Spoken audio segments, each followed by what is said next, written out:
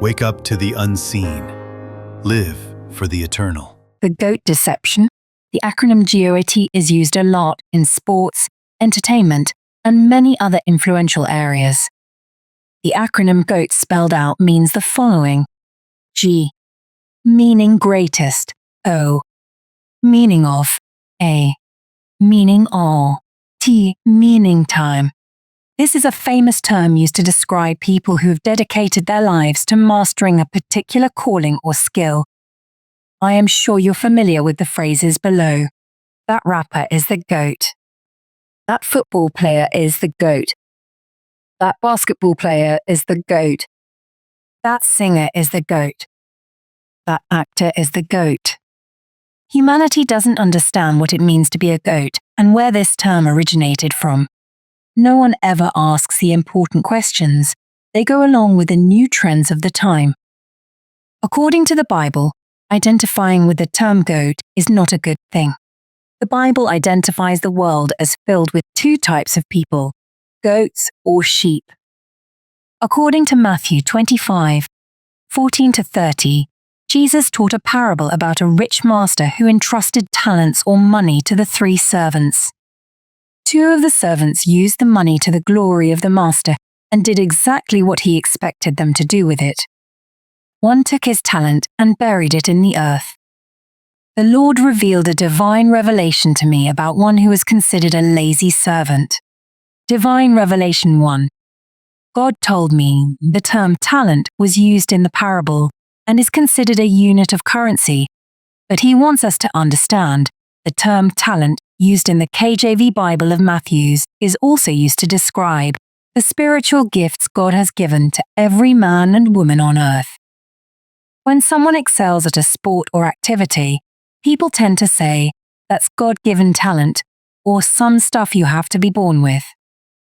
In Matthew 25:14-30, we see 2 servants were considered profitable. This means they were spiritually profitable with the spiritual gifts given by God. This means they used God's gifts on earth for God's will and not their own. However, the 3rd servant took his gift and buried it in the earth, which means he used his gift for selfish fleshy desires. When you're not using your talent/gifts for God's will, you're placing the importance of your will above his own. This is a form of stealing God's glory. The 3rd servant was more concerned with his glory instead of being an ambassador of God's glory. God gave us these gifts to build his kingdom, not the kingdom of the flesh. Matthew 25:31-33 states as follows. 31. When the Son of Man shall come in his glory, and all the holy angels with him, then shall he sit upon the throne of his glory. 32. And before him shall be gathered all nations, and he shall separate them one from another, as a shepherd divideth his sheep from the goats. 33. And he shall set the sheep on his right hand, but the goats on the left. Jesus Christ will return to earth to recover his sheep. To be considered a sheep by God means you allow him to order the steps of your life. This is what shepherds do according to Psalm 23:1-2. I read online additionally that sheep and goats have different behaviors and tendencies, so separating them can help manage their care more effectively. For example, sheep tend to be more docile and flock-oriented, while goats are more independent and curious. 2 things stuck out to me in this explanation. Goats and sheep have different dietary desires.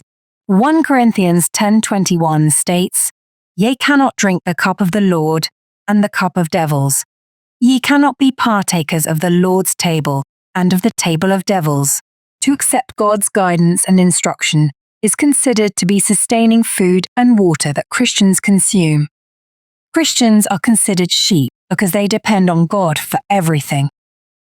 Goats are people who tend to do things their way, thinking they don't need God. They're also people who seek out spiritual guidance from other spiritual influences whom are in direct opposition to God. Goats are more independent and curious. 1 Timothy 4:1 states, Now the Spirit speaketh expressly, that in the latter times some shall depart from the faith, giving heed to seducing spirits and doctrines of devils. Goats are people who seek answers from within themselves instead of God. They refuse to accept God's guidance as the truth for direction in their life. They reject the Bible to receive human opinion and demonic doctrine as truth. This could be worldly education, New Age, and occultic books. God considers us his children according to Romans 8:16. A sheep's child is referred to as a lamb. The acronym LAMB spelled out means the following: L, meaning life; A, meaning about; M, meaning multiplying; B, meaning biblical truths. Godly sheep are only concerned with what needs to be done to please the heart of God. Followers of Christ seek to do the will of God daily. They do not put self-interest above God's will. There is nothing wrong with having careers, businesses, and hobbies. The problem is when we allow these things to consume more time than we use to do the work of God. God hates when we use all our energy for earthly activities and then say we don't have time to spend with him in prayer. 1 John 3:10 discusses whoever does the works of God are his children, and whoever does the work of the devil is his children. From my article's explanation so far, we can deduce that lambs represent Christ's followers and goats represent the devil's followers. What does the devil have to do with the acronym GOAT? Isaiah 14:13 states, 13, For thou hast said in thine heart, I will ascend into heaven. I will exalt my throne above the stars of God. I will sit also upon the mount of the congregation, in the sides of the north. 14, I will ascend above the heights of the clouds. I will be like the Most High.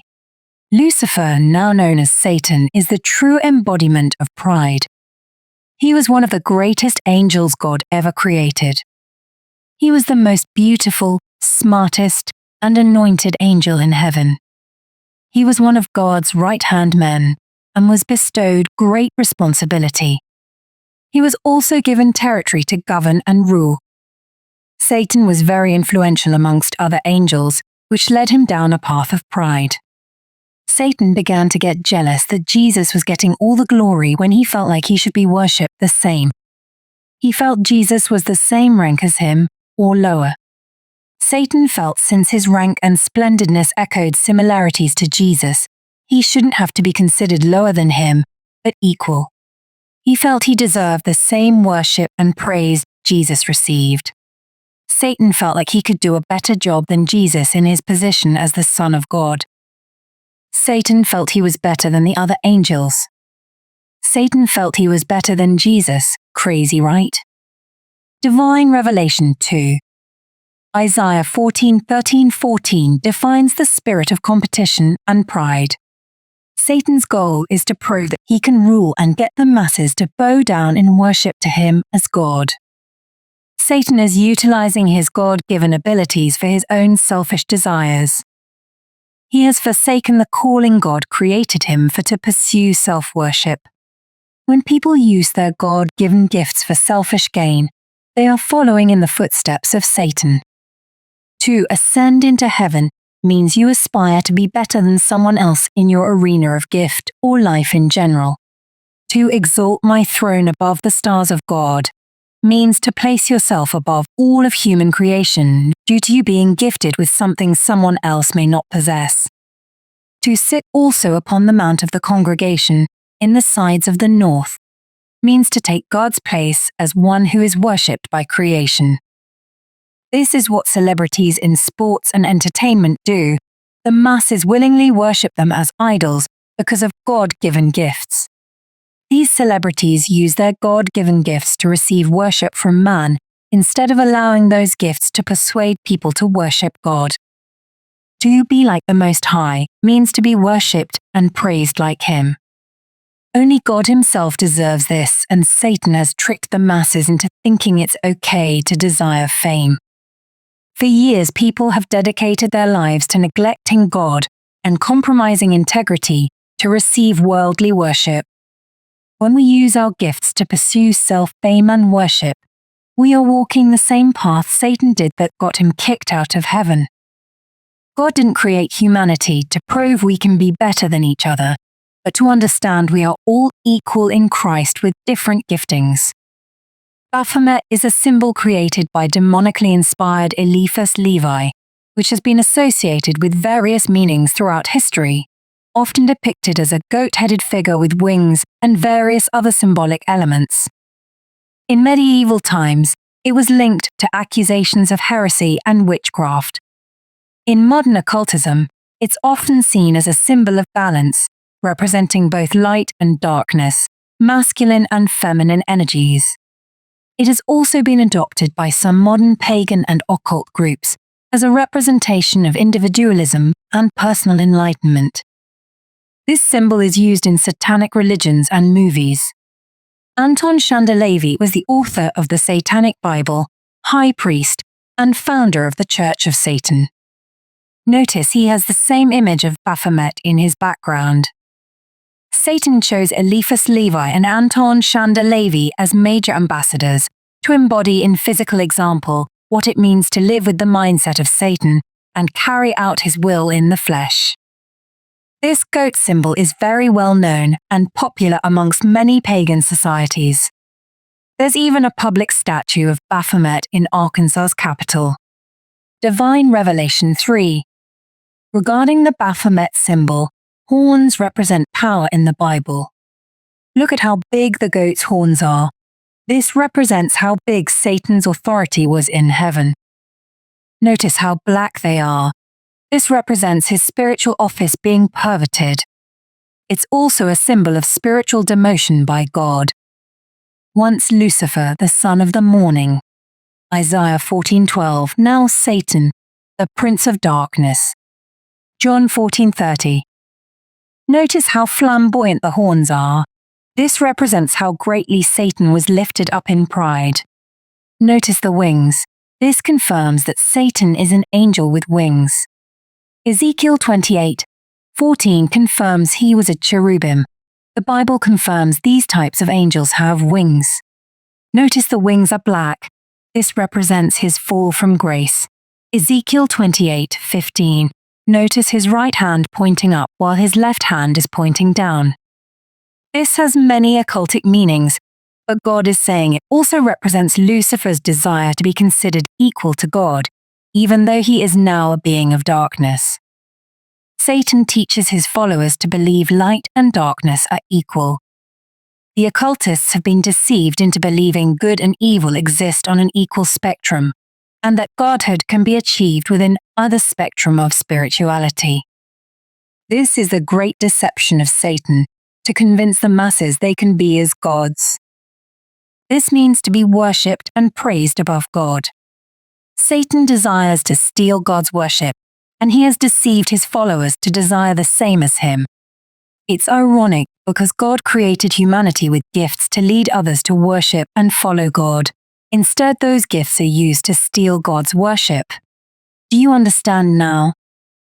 This is what it really means to be considered a goat. You're coming into agreement with Satan that you can be as God. Below is modern-day proof of how prominent figures have embraced the lifestyle of the goat mindset. Although their sacrifice and hard work are something to be admired, the cost of doing so outweighs the accomplishments. I've seen these athletes arguing and getting into fights over a sports game. I've seen people hate each other due to a person being a fan of another team. I've witnessed rappers feud with each other over music for the sake of competition. How many relationships have you witnessed come to ruin due to competition? The fans are entertained by division due to satanic programming through the Baphomet doctrine. Does this goat behavior mimic the character of God? Submitting to the Baphomet spirit will always bring division. Submitting to God's spirit will always bring unity. Many celebrities are willing to sacrifice moral integrity to gain an advantage. No celebrity listed below is known for anything that has to do with Christianity within mainstream media. From what I have discussed in this article, now you can see how people even in modern times have sacrificed everything to pursue immortality amongst men. How many celebrities below do you think have a solid relationship with God? Their life has been built upon being the best instead of seeking God. These listed celebrities have some of the greatest work ethic you will ever see and have accomplished great things. How much time do you think they took seeking God's will for their lives? Their whole life has been about them. When your life is consumed with you instead of God, you embrace the path of Baphomet or Satan. Do you think any of their championship trophies, rings, money, fans, and platinum albums will get them into heaven? Mark 8:36 states, "For what shall it profit a man if he shall gain the whole world and lose his own soul?" In conclusion, Satan has programmed the world to believe it's bad to be a sheep. It's never bad being a sheep when you let the right person shepherd you, whom is Jesus Christ. God didn't send humanity to earth to prove we can be better than one another. He sent us to earth to come together in him as sheep, not seeking our own path like a goat/Satan. I pray you now understand the true meaning of life. True success is learning God's will for your life and carrying it out successfully. True success in life is not competing against one another, but working together to build the kingdom of God.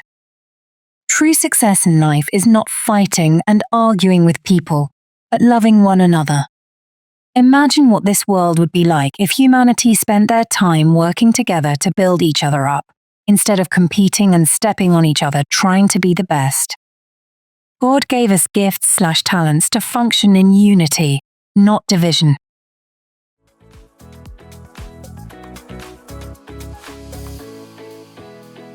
Please visit www.chosen1blogs.com for exclusive life-changing content.